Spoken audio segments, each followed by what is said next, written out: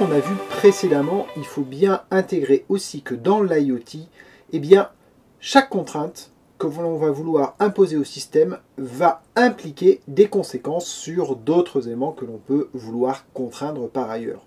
C'est-à-dire qu'il faut avoir en tête que lorsque l'on aura une exigence, par exemple, prenons la taille du device, eh bien, ceci va forcément avoir un impact sur l'ensemble des autres critères qui sont indiqués ici. C'est-à-dire, par exemple, la performance radio va devenir beaucoup plus compliquée, voire moins bonne. Les features que l'on va pouvoir remplir vont aussi sans doute être réduites par cette demande de taille inférieure. Le coût du design va devenir supérieur, le time to market va devenir lui aussi supérieur par cette nouvelle contrainte. La qualité de la donnée peut aussi s'en ressentir du fait d'avoir des capteurs qui ont une précision qui est moins bonne, une antenne de moins bonne qualité ou ce genre de choses. Les investissements réalisés vont pouvoir devenir plus importants parce que forcément il y a un coût supplémentaire à vouloir faire de la réduction. L'autonomie va aussi être impactée et ça va être lié à la taille des piles qui va forcément être réduite et le prix final va sans doute devenir supérieur car pour compenser au maximum les contraintes que l'on a imposées sur tous ces critères, eh ben, on va ajouter un élément sur le prix total de la solution.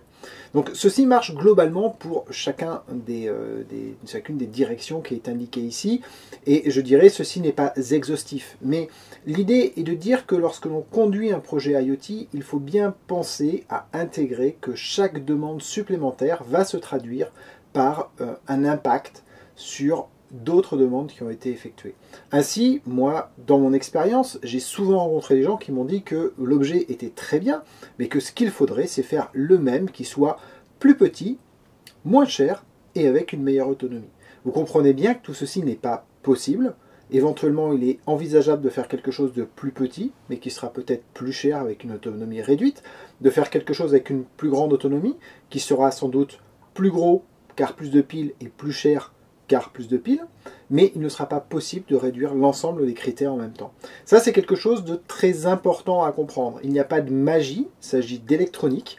L'électronique, c'est quelque chose de physique, a des règles qui sont concrètes, et les ingénieurs ne s'amusent rarement à faire des choses qui sont non optimisées pour le plaisir d'être non optimisées. On ne met pas 10 fois plus de piles juste pour le plaisir de mettre 10 fois plus de piles.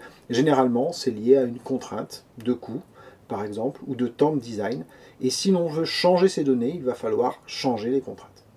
Ceci clôture donc notre chapitre sur les projets IoT. Il y a sans doute beaucoup d'autres choses à dire, mais ce sont déjà quelques clés que vous devez avoir avant d'aborder un projet pour ne pas planter rapidement votre projet, pour avoir commis les fautes principales de sous-estimer le budget nécessaire, sous-estimer le type d'équipe dont vous avez besoin ou sous-estimer un cahier des charges qui peut devenir trop compliqué et impacter la solution de façon globale.